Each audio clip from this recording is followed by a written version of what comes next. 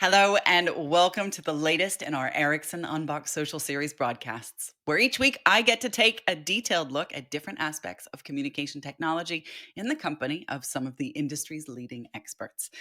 This week, the UN's 2021 emission gap report stated that the world's latest commitment to tackle climate change only takes 7.5% off the predicted 2030 emission, far short of the 55% reduction that was required to meet the goal established in Paris. We appear to be on track for a global temperature rise of at least 2.7 degrees centigrade this century, with catastrophic economic, social, and environmental results.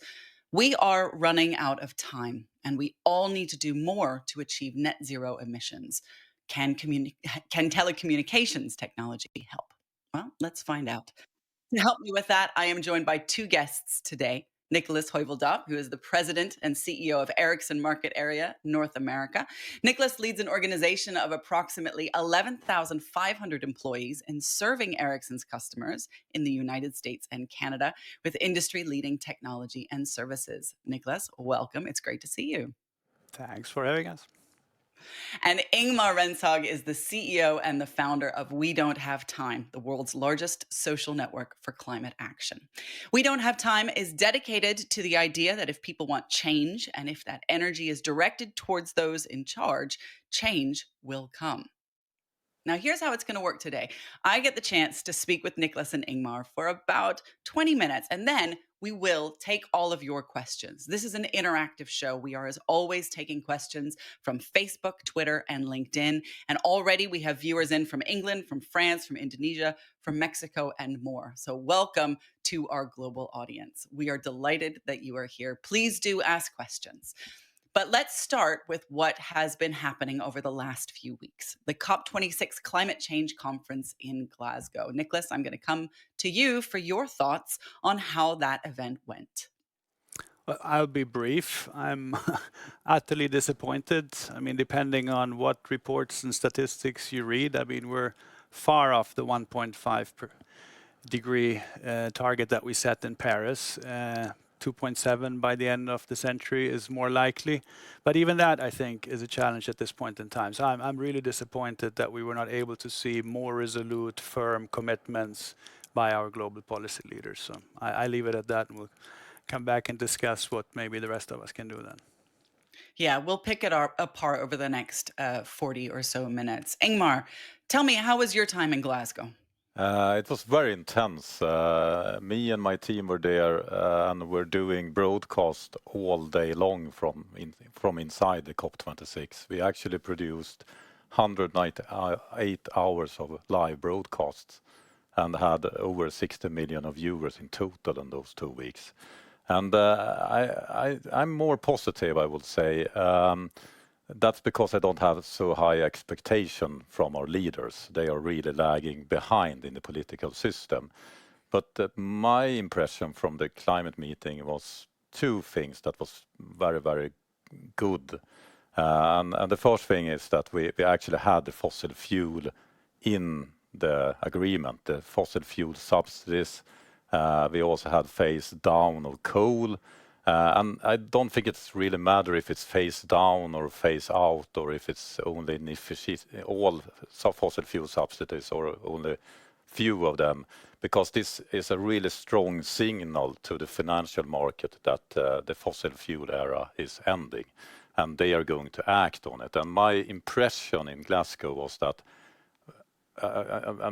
most people there, business people and delegates from countries, they want more climate action, but it's very hard to have like 100% agree on 100% of everything. And we also have the resistance from the fossil fuel interests that are doing everything they can to delay change, but they did not succeed to avoid having fossil fuel and coal and subsidies mentioned in the agreement. So what I think we're going to see as a result from Glasgow is actually a lot of action from the business community. And I think that will lead up to a much better political agreement in Egypt next year at COP27. Yes, I think that that definitely feels as if that was a real result, is that the responsibility is very clearly trickling down.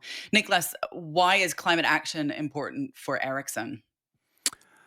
Well, I think it's our people first and foremost. I mean, we were founded 144 years ago on a very strong purpose. Communication is a basic human need, and I think the employee base of Ericsson really lives on strong values. And I like to think that my personal engagement is part of that, and I can be a good ambassador for Ericsson, but it's really our people first and foremost, but then also the realization that we may be a small part of the problem. Our industry represents no more than 1.45% of this global CO2 emissions, but we can use our technology to impact way above 15%. So this idea that we can probably really strike and punch above our weight class, I think is also something that motivates our employees. So we know we can make a difference, we can contribute, and we want to.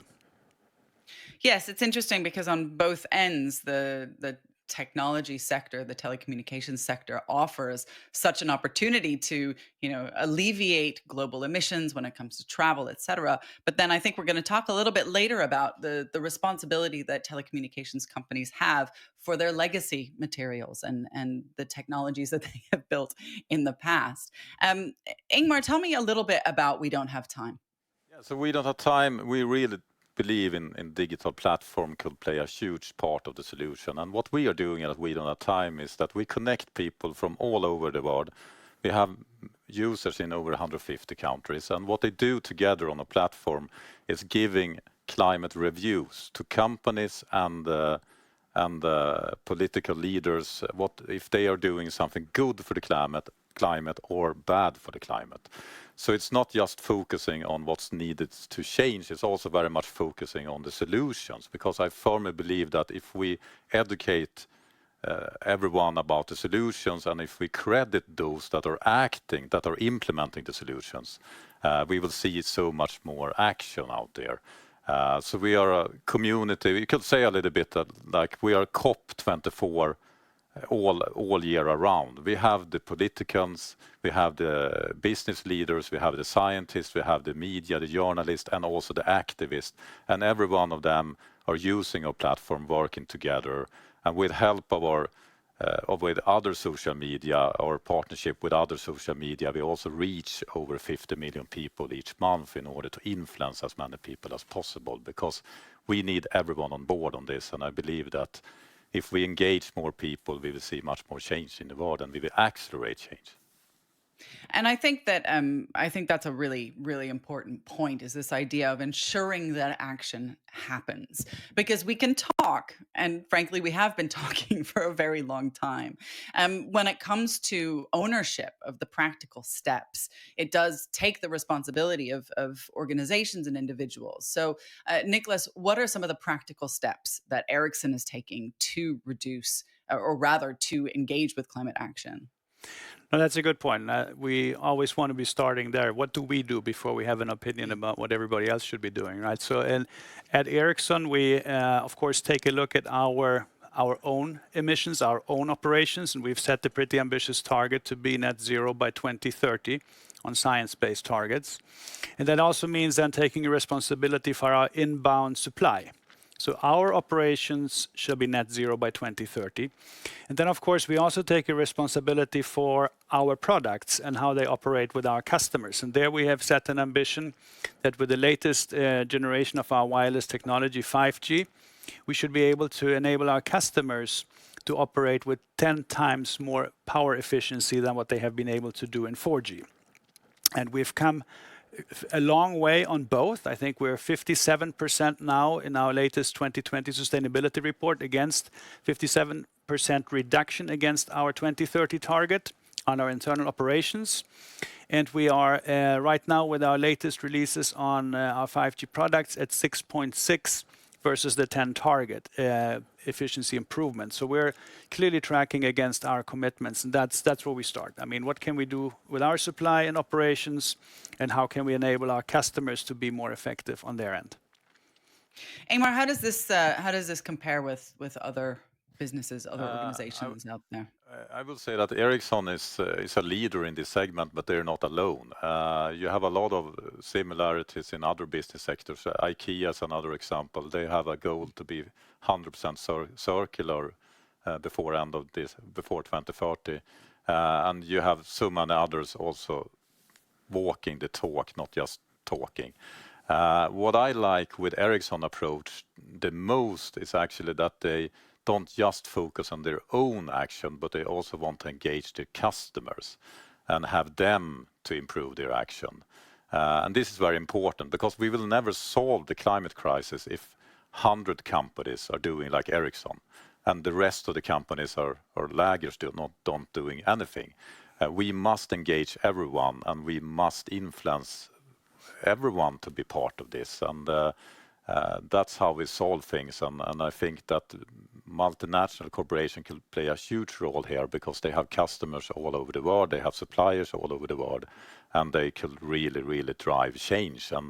And my hope is actually that the companies that are acting also are starting to actually become more outspoken for governments to act because we need new rules in the world. And I think governments don't listen to people as much as they listen to money and companies. So companies could have a huge role to play here too. Ericsson is doing a lot, but even Ericsson could do more in having governments to actually do what they needed to do. So a respectable report there, Nicholas, from Ingmar. I think that you've definitely the top within the top sector, the top segment. But Andrew actually has a suggestion, and Nicholas, I'm going to ask you for your response to this. It's quite a strong statement. Andrew in the comments says we need to invert the decision tree and boycott goods and services from countries whose leaders cannot bring themselves to commit to policy shifts. How does that sit with you when it comes to suppliers?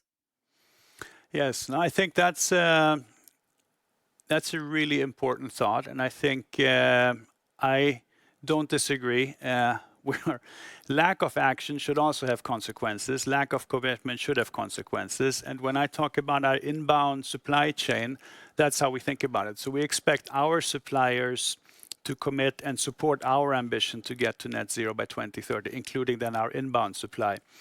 And I can also share with you, which I think has been a big shift over the last 12 to 24 months, that our customers are really engaging now with us as their supplier to also drive that, call it end-to-end sustainability focus. It's a lot more intense. We had a customer visit here in Sweden for the first time in 2 years, and this was one of the key topics that we discussed. And it's pretty much every customer interaction I have right now, sustainability is big on the agenda. So I would like to think that across our supply chain between inbound and also the engagements with our customers, there is a big focus, a big realization that we really need to put the spotlight on this. And I think in the extension, I mean, with communications technology, building a little bit on your thought, we should actually be able to make very visible what the source of products is and how it got from the manufacturing site to the shelf where it's then being presented to consumers, and actually make it visible what the CO2 impact from individual products and services is. So I think, again, here my hope is that the communication technology sector can enable that transparency that will then also allow consumers to engage more actively. I think many consumers, citizens are frustrated that politicians don't seem to be taking this seriously, putting strong actions in place. Businesses maybe not clear to all of our customers, consumers worldwide. So how do we get consumers engaged? And I think, again, the transparency and visibility that you're asking for is probably the exact right step to give consumers an ability to act and to turn down products that don't live up to their expectations. That visibility and transparency is lacking today.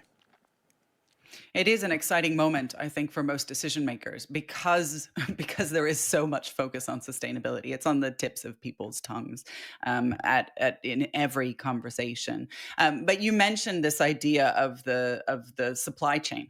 I want to dig a little bit deeper into that and focus on energy. Everybody agrees that we do need to reduce emissions, and the energy sector accounts for around 66% of global greenhouse gas emissions. So, Nicholas, how can telecoms technologies help people to reduce emissions? People, but maybe if you think of the utility sector, I mean, to your point, 66% of the global CO2 emissions, that's massive. And It's huge. the energy sector has set out a pretty ambitious target to get to basically inverse today's percentage and to get to 80% renewables by 2050. That will put a serious demand on how energy is being produced going forward. It will require highly distributed ways of actually producing energy. So think solar farms, wind farms.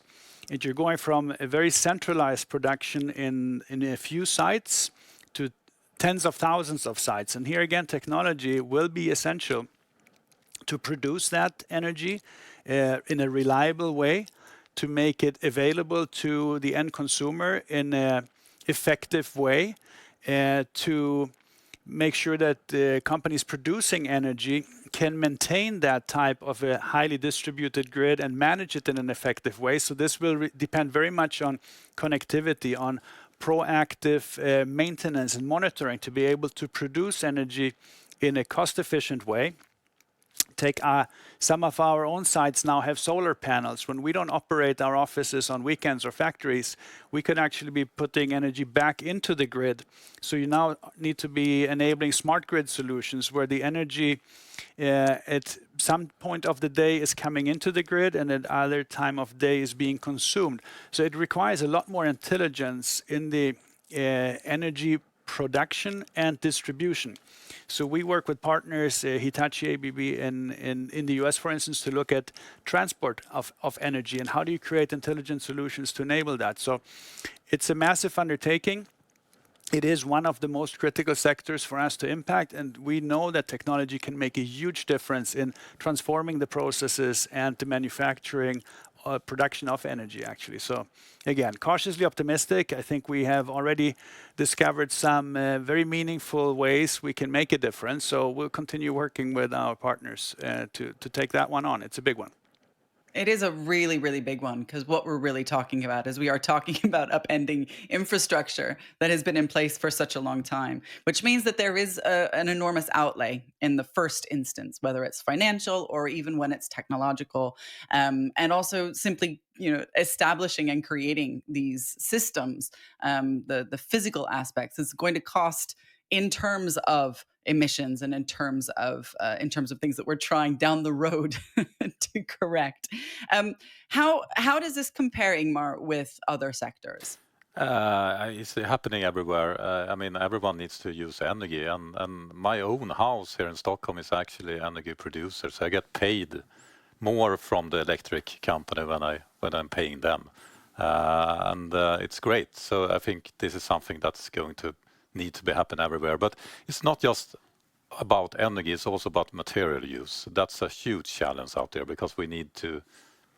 Even if you are digitalized, you need a computer that is a lot of materials in it.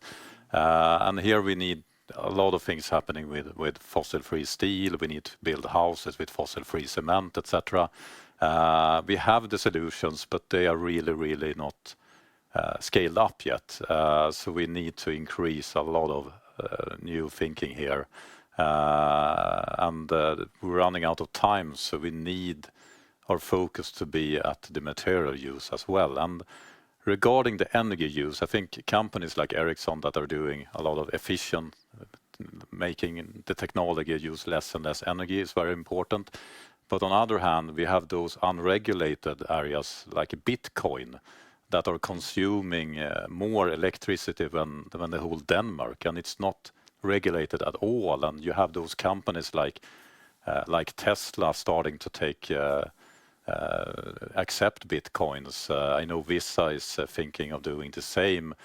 That's not good at all because they will eat up all the efficiency that Ericsson and others actually have succeeded to do. So we need to regulate those that are consuming up all the energy, and it's a total waste. That is, I hadn't thought about that. I mean, I knew that things like Bitcoin and, just sort of generating blockchain technologies is enormously consuming. I've heard of some very interesting solutions in terms of heating houses by putting servers on the sides, Bitcoin farming servers on the sides of people's houses, which just goes to show how much energy these systems produce. But the materials point, I think, is very important because as we were talking just now with Nicholas, we've got infrastructure that needs to be built. But at the same time, we have an enormous amount of legacy stock, whether that's technological stock or buildings stock. How do we bridge that? How do we ensure that is bridged so that what we produce in the future continues to be energy efficient, but how we adapt what is existing in the past can get upgraded and can move into this future. Ingmar, I'm going to go to you first. I think we need to be much more creative here. I mean, now with Corona, we suddenly have a lot of office spaces that is not needed anymore. On the other hand, we have a lot of people need new apartments somewhere to live. So we need to rebuild and think how we use all our houses in a more efficient way and a more creative way. And here is also, I mean, connectivity and 5G is going to play a huge role here in order to optimize the material use. I read a report, I think it was Al Gore that told me this, in Germany, in Berlin. If we have self-driving cars and 5G and connectivity, we only need to use 4% of all the cars in Berlin in order to transport all the people living there. So we need to really use all the materials in a much more efficient way, and digitalization is a way of achieving that. Before I jump over to you, actually, Nicholas, I wanted to move into another area that was discussed at COP26, and I promise you, I will come back to you on the materials point. But transport was another key theme at COP26. Estimates from the Exponential Roadmap show that the transport sector accounts for 16% of total global emissions. That's a huge amount of total global emissions. So decarbonizing this sector is absolutely crucial. Nicholas, how can digitization help? Well, the same estimates will tell you that we can probably reduce those CO2 emissions by 50% already by 2030 by leaning on electrification and digital platforms and solutions. So I can actually tie back to the example Ingmar just gave. I mean, if you think about the Berlin at the car example, I was at an event hosted by Uber. Actually, it must be over 2 years ago now, but where they basically gave some of the same statistics that your car is actually sitting idle in the garage 96% of the time. And if we could then use digital platforms like Uber, but also Airbnb to connect demand and supply in a much smarter way, then we can improve utilization of our assets significantly. So we may very well be the last generation that actually owned a car. From here on, it's rideshare and other digital solutions to really drive efficiencies in, for instance, the transport sector. We have a very interesting partnership with a Swedish startup, Ride. They produce transport systems. At the core of that is an electrified truck, actually. We've done some very interesting work with them, both here in Sweden, but also in the US more recently, where we have been able to demonstrate that by going to electric transports with the smart transport solutions, they are able to reduce the CO2 emissions by 90%.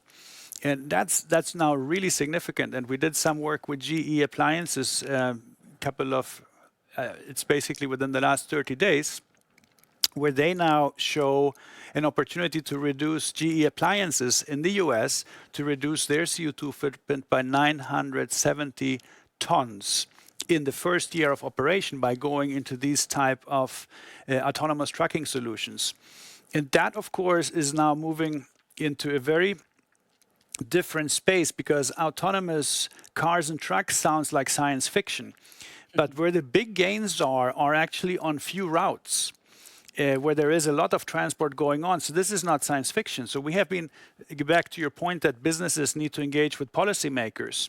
So here we worked out with city of Stockholm that we were able to use a part of a highway system for an autonomous truck. So with the right signage, a temporary permit, we were able to then run our pilots with Swedish operator Telia, Schenker, and Ian to showcase this technology. Similarly, I think we'll be able to see first routes in the US on an exemption basis, route by route, lighting up where we can actually start using this technology. And you don't need nationwide systems. You can think of it as virtual railroad systems that you light up one by one. So I think we'll find a way to work around policy limitations and be able to start deploying these solutions in real commercial use. And I met with the CEO of Ian last week in New York, and it's very clear that this is a self-funded transformation. You don't need any government subsidies. The business case for GE Appliances in this case is rock solid. And if we can find more examples like that, this is going to start accelerating and really taking off. And this is really bringing businesses together, but then also working on policymakers to make sure we can find ways to use these technologies. So yeah, I think another really good example. That's a fantastic example. And actually, we spoke with Ian Ride just as they were about to launch. In fact, in North America, we had them as a guest. I think it was maybe 30 minutes before the big launch here in New York. It's a really interesting and an exciting company, and I think it's a great example of what you're talking about. Ingmar, one of the challenges is in many ways winning the hearts and the minds of the people. So while we're talking about transport, we're talking about it from an infrastructure point of view. We do also have to convince people to make that leap to, as Nicholas is saying, to car sharing rather than car owning. Looking at any trends that you may be familiar with, what do you imagine will be coming in the future? Is it just people in my generation who are saying, well, of course I've got to own a car. How am I going to get to the supermarket? No. Do we have hope for the future? I don't. I mean, some people own helicopters today. Most are not owning them. It's going to be the same with cars. No one in my generation and the generation under me is having an identity with a car. It's just a mean of transporting themselves. And what we've seen in so many cities post-corona or during corona is also the return of the bicycle. I don't use the subway anymore. I bicycle to everything, and it's really more efficient here in Stockholm. So that is something I think is the transportation of the future is the bicycle. Perhaps electric, but it's going back to the basic, I will say, in many cities, because it's really stupid to have a big steel car going into when you travel alone in a city with crowded space. But I will also say that when I started to engage in the climate issue, I thought it was very much about educating the broader mass about the new solutions and new habits, etc., etc. But I learned a lot since I founded We Don't Have Time 5 years ago, and that is that the reason why we're not moving fast enough is not because people don't want to move. It's very much that you have the fossil fuel interest working against change. For instance, the fossil fuel subsidies, we don't need subsidies for the new green solutions. We just need to end the subsidies to the fossil. We're talking about 6 billion in a yearly sum to the fossil fuel industry, according to IMF. If we take that away, all the fossil fuel alternatives will be very expensive. People will not use them, and all the green solutions will be the most profitable, the most cheap solutions, and people will use them. I think we need to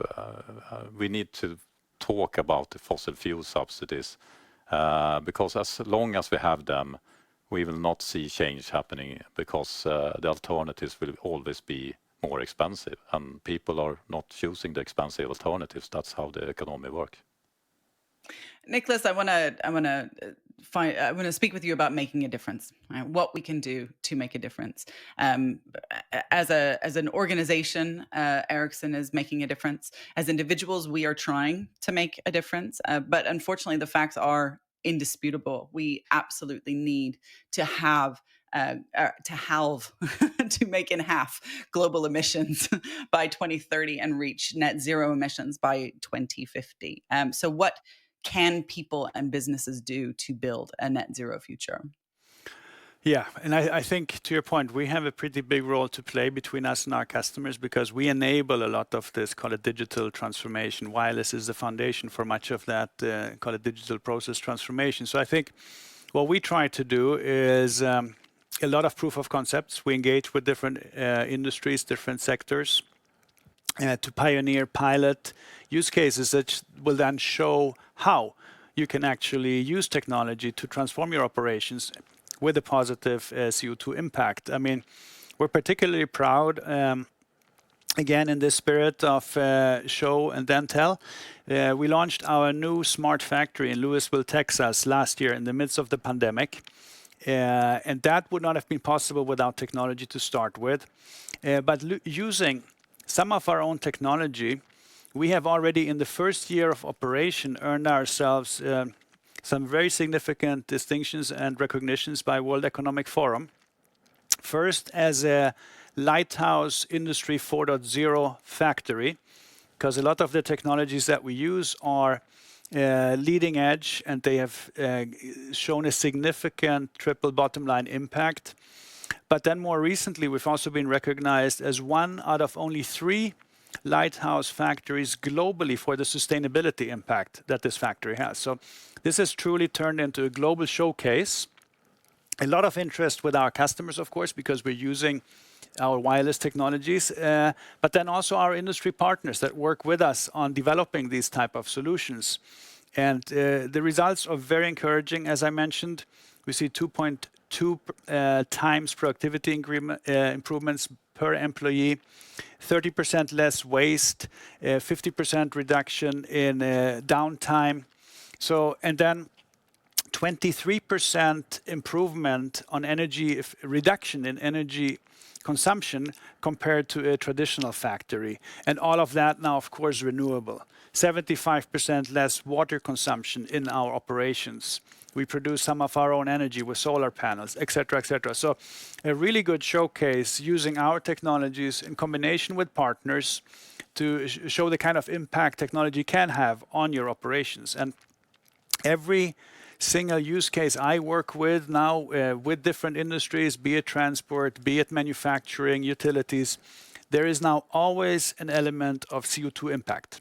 Sustainability is right front and center. The triple bottom line impact is how we communicate the attractiveness of some of these investments that companies will have to make, right? And the business cases, like I mentioned, make good sense. Again, it's just encouraging to see how only in the last 12 to 18 months, the people now, I mean, a year, 2 years ago, when I talked about triple bottom line impact, people were scratching their head. Now it's the norm. It's how we talk about the digital transformation in those terms. Now, that is a big, I think, improvement in itself. And we will do our part by talking about our successful examples, by opening up our experience centers, innovation studios, to bring in industry partners, to pioneer, experiment with our technology and see how it can enable them to transform their operations. I think that's a big role that we can play together with our customers. Yeah, I think so much of it is about incorporating solutions that have been available in the past, right? It's existing solutions, whether they're long-term solutions that have been around for a long time or they're new innovations that have been around for a long time. So it is an exciting opportunity to see what does come. So is this a battle then that we can win? Let us remind ourselves just what is possible.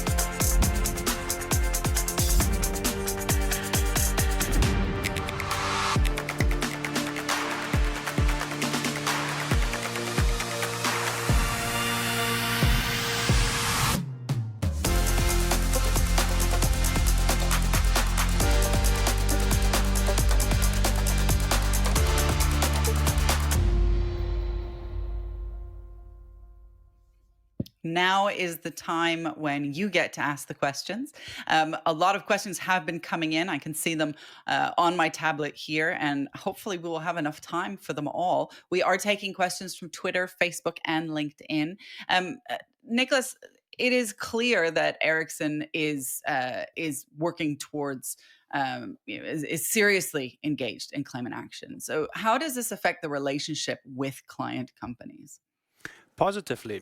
I hope I made the point earlier, but I see it being a very central part of our conversations with our customers nowadays. I think only 2-3 years ago it was very isolated. Today I see it consistently, certainly in North America. Any customer engagement has an element of sustainability, at a minimum energy efficiencies consumption.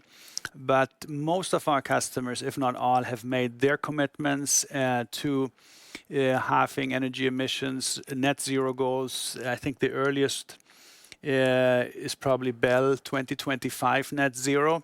And many others have made their commitments. It's a very central part of our conversation. And I think what's encouraging is it's no longer just about us or our customers, it's about the impact we can have on other industries. Again, back to this idea that we may represent is not an insignificant part of the problem at 1.7% of the global CO2 emissions between us and our customers, but we can impact an order of magnitude more, 15% or more, using AI, machine learning, and other technologies. And I think that recognition in our customer base has also got many of them active, working with other industries to enable their transformations. Of course, it's a good business proposition, but also one with a very significant CO2 impact. Again, back to some of the examples I gave. So I see very active engagement by our customers, which is actually very encouraging. Yes, indeed. Can you imagine a time when you would sort of say, right, this is the benchmark. you have to pass this threshold in order to work with us, so that Ericsson as an organization who wants to work with customers sort of dictates a kind of climate action agenda? Another good question. So for now, we have been very focused on our inbound supply chain, so suppliers of ours, where we have been a lot more prescriptive, but I wouldn't rule out that at some point, depending on what we see on a global basis, that would also be a criteria on how we think about our customers. If you're not committed to making a difference, that is probably going to be an issue for our employees and shareholders over time as well, and certainly something we probably will have to act on. Ingmar, what is some of the most immediate opportunity? What is some of the lowest hanging fruit for businesses that you've seen?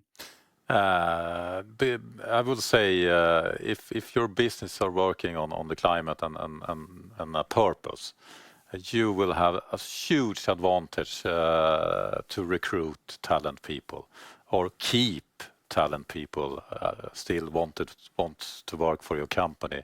I've seen this in all our partners that are leading the transformation, that when they are hiring people, they got like 1,000 of really talented people that wants to work for them.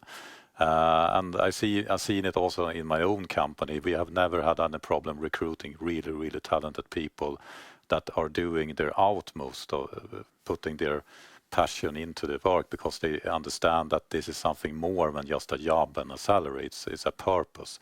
And I think that if Ericsson, the mentality of not just limiting their own emission, they are also enabling climate action in all their clients' activities. That is something that could all the employees at Ericsson can understand, and that will make them work extra much in order to succeed with that, and that will attract more talented people. So this is a great opportunity for all businesses that understand this, but it's also a very big threat for the businesses that don't understand it. They are going to lose, and it's going to be a very unpleasant journey for them. So we're going to see a lot of winners here, but unfortunately, we're going to see a lot of losers as well. I can imagine them kicking the ground up as they as they go down. Yeah, and And this idea, I mean, it's just getting worse and worse. You lose your talent people, you lose your customers, your investors will not want to stay and de-invest in your company, and everything will go to the companies that are acting on this. So everyone needs to. It's like the digitalization. No one uses Kodak anymore. It's going to be the same with sustainability. that's right. Except for hobbyists like me, I do like a bit of Kodak.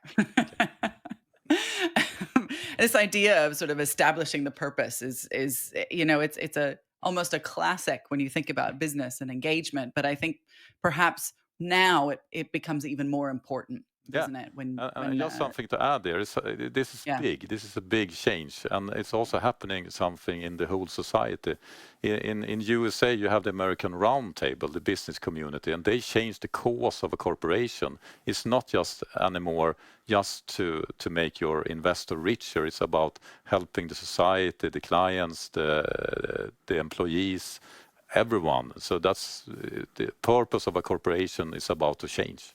And what's interesting is that it's happening in USA, leading this change, and that's a kind of surprise, actually.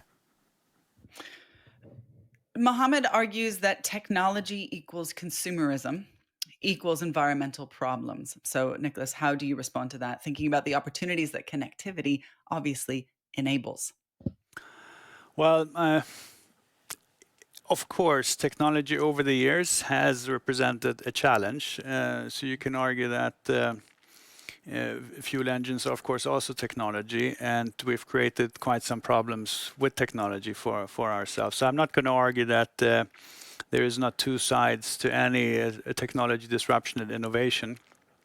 And you may argue I'm biased, but I know for a fact that our technology can make a sustainable, positive impact on the exponential roadmap for climate change. And I think I've hopefully given a couple of good examples for how we can leverage technology for good. And that's, of course, what we're going to be focused on, working with our customers to make sure that our technologies are being used to create sustainable, positive, exponential change. And again, I hope that there is more examples out there, if nothing else, on our website for exactly how we intend to do that.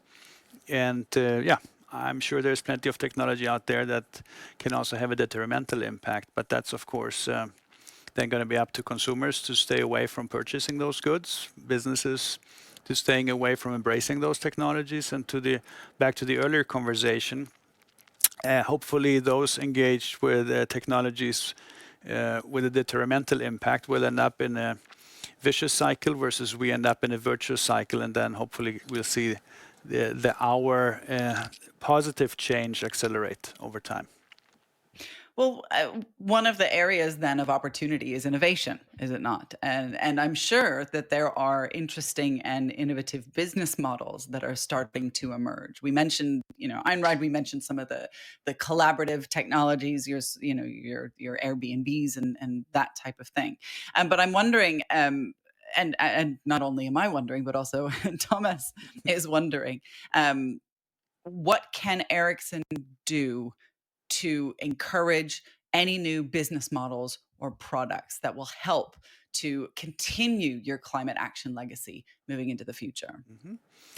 I wish I had all of the answers for you, but I can relay back to a conversation that apparently took place hours after our most recent broadcast with the CEO of Untitled, who is looking at new transport solutions and an opportunity for us to also rethink our operating and our business model to enable their business in a better way. So I think around all the innovation on technology use cases across industries, we also make a point that we're also open to take a look at the operating model, who delivers what, and the business model. How do we charge for our technology and some of the services that go with that? So I think you have an excellent point in that probably needs to go hand in hand. And again, you mentioned a couple of examples from the platform economy that we can hopefully also build on. So yes, business models, operating models will also have to evolve to make technology affordable, to start the experimentation and the innovation in a positive way, to enable developers to take risk and to start deploying some of these technologies long before we may see which of these experiments actually are hugely successful that we then can monetize over time. And we're prepared to do that as well. That's exciting because it's, that requires a leap of faith, does it not? And when we're talking about, and this is something actually that we spoke about before, when we're talking about larger organizations who have the capabilities and the coffers, the money to experiment, it is an opportunity to innovate and to throw a variety of things into the wind to see which lands and which grows into something beautiful. But for younger companies, smaller companies, young innovators, they perhaps do not have that opportunity. So how can Ericsson work with these organizations to ensure that those ideas don't just get buried amongst all of that which the larger organizations are throwing out? Well, that's exactly what we do in our D15 labs, Ericsson One, the innovation hub. I mean, that's where we engage with startups, young companies, and try to pair them up with maybe more mature technologies with our customers, with industry partners to see what we can do. And that's really, I think, a big role that Ericsson can play, because we help our customers build out this 5G-enabled innovation platform. We need to find good ways to expose those unique capabilities to developers to build applications on top in an open, intuitive, programmable way. And that's what we use our Imagine Possible studios for. We have like 50 proof of concepts going on across the North America right now, where we work with different partners. So. And then we have just launched a global initiative, actually, in partnership with our consumer lab unit that does the research, to again create that ecosystem collaboration with startups, precisely to your point, to create that, call it channel, an opportunity for us, the established players with more resources, to allow younger companies, less well-funded, to come and experiment with us and figure out what are the bigger opportunities that can accelerate then some of these digital transformation examples that we were talking about across sectors like transport, manufacturing, energy, etc.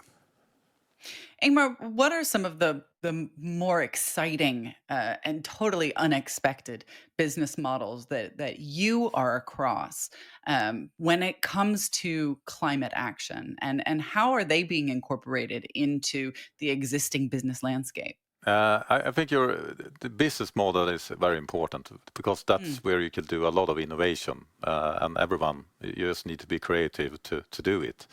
Often you need finance in order to execute many of those business models if you have a subscription service, etc.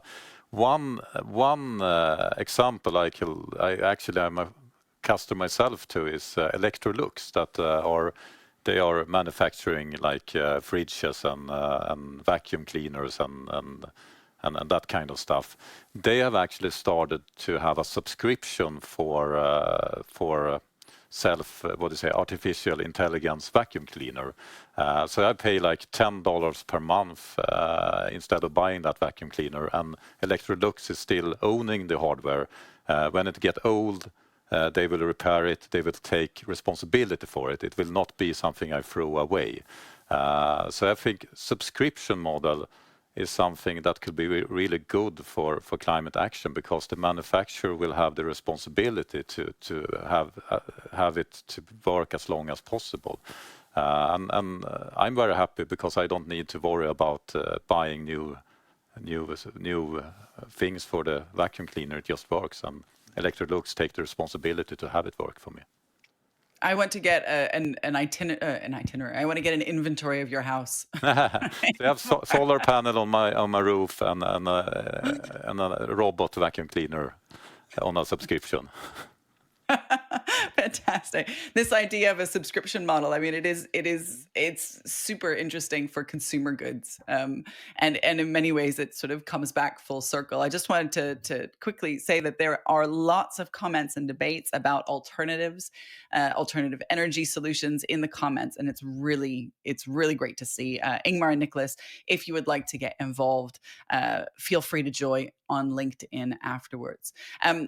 One of the, a lot of the challenge here is about perception, whether it's, to what degree is an innovation right for me, and those, different elements. But one really important thing is how you both imagine we are going to engage people, and organizations to really try and make some change in the future. So to wrap up, I'd love to hear from both of you about your tried and true solutions for how to engage people to get businesses on board.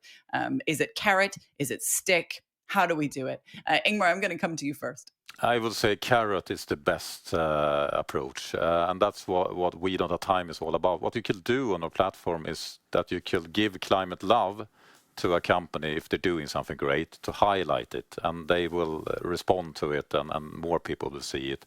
But you can also give them ideas or a climate warning if you wanted to stop doing something, and they could explain themselves, and you can have a dialogue. And we actually have succeeded to have dialogue with everything from Mark Zuckerberg to Jeff Bezos to the Brazilian president. So companies and leaders are really caring about your views if you give them together with other people on internet. And this is something not many people realize, that they have a voice and they have a power if they actually do it together with other ones. So companies want to listen to customer feedback. They want to listen and they want to do better. But we need to tell them that. So everyone needs to use their voice, and we can have a great influence. Nicholas, carrot or stick?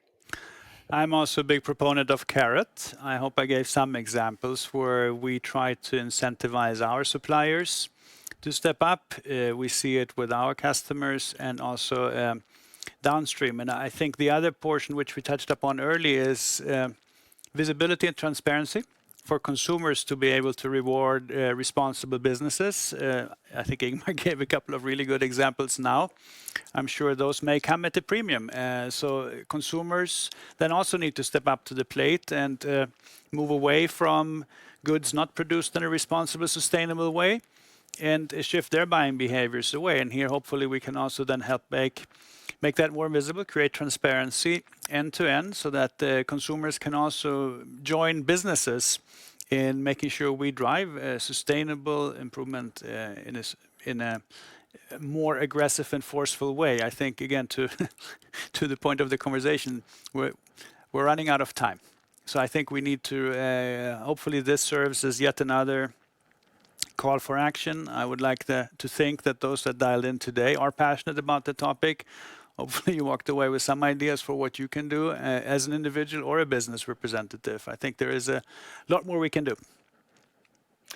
Well, thank you to both Nicholas and to Ingmar. We ought to know by now the facts. Climate change threatens the whole planet, and time is running out. The good news is that people and organizations the world over have turned their mind to achieving our net zero targets. We have identified some of them here today, and we hope that that inspires every one of us to play our part. If you have been inspired by this broadcast, please keep commenting and sharing. We have so many comments and questions in our social media feeds that we could be here until tomorrow. But thank you so much. It's wonderful to hear from all of you. And remember to log on for the next in Ericsson Social Series broadcast.